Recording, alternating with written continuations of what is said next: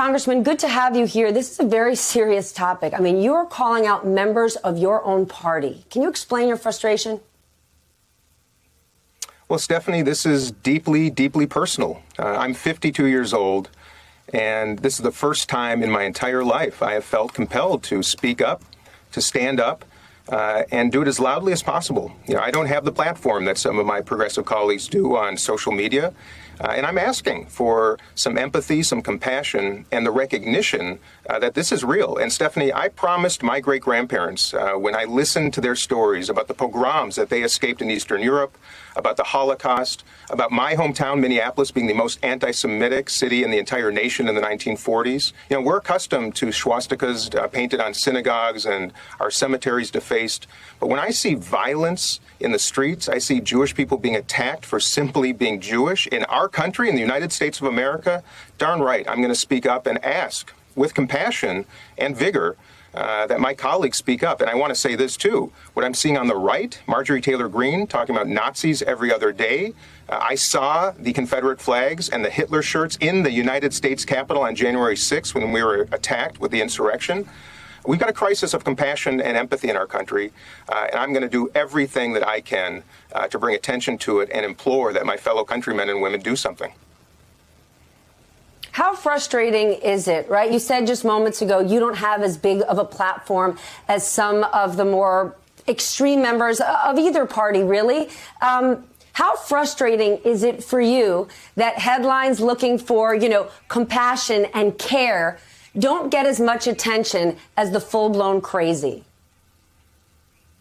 Well, Stephanie, I think we have to have a national discussion about just that. And I'm concerned about extremism wherever it comes from, any side of the aisle or political perspective. You know, it doesn't trouble me that my colleagues have bigger platforms. They've earned that. I'm not going to condemn them for that.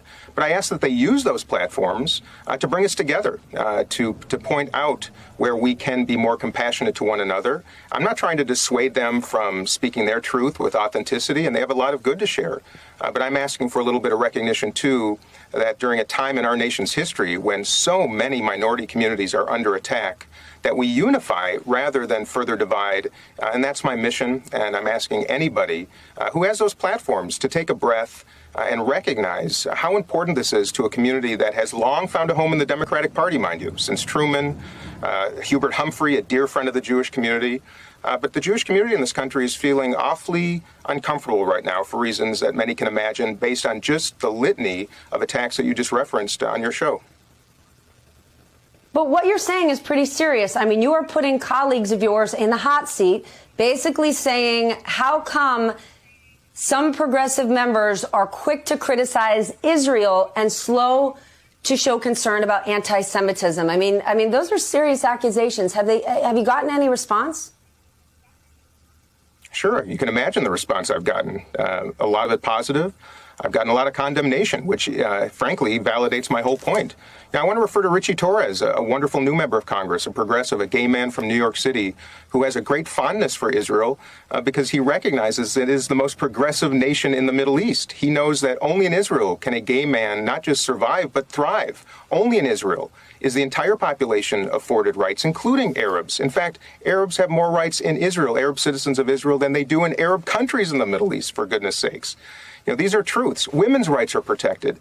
And look at the Netanyahu government has plenty that I disagree with, in fact, quite distinctly, and that is absolutely fair game.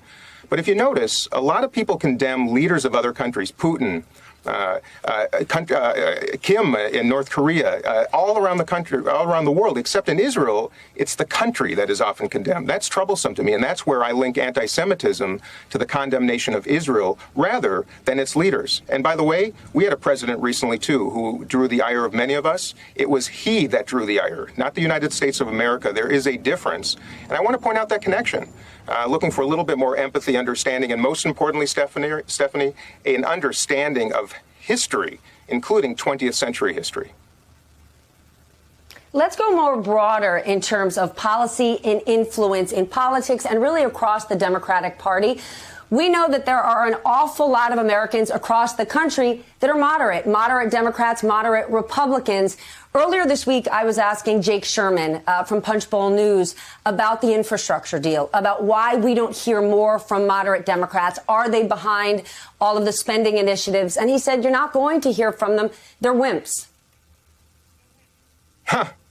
Well, Jake loves to throw that at us, and frankly, it inspires us a little bit more. But Stephanie, this is, you asked me a question earlier about how our country responds to condemnation so much more than cooperation.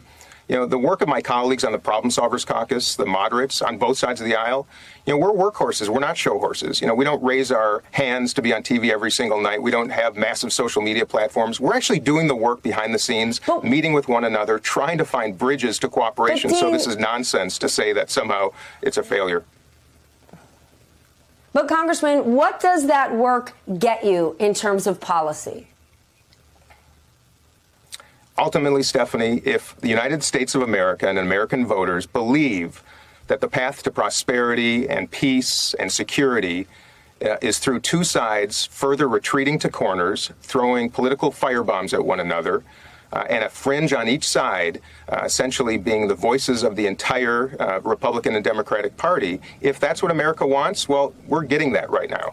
I would ask and I would implore and I would invite people who are watching right now to take a breath and really reflect on where we want to go and what types of dispositions we want to see in our United States Congress and state houses around the country.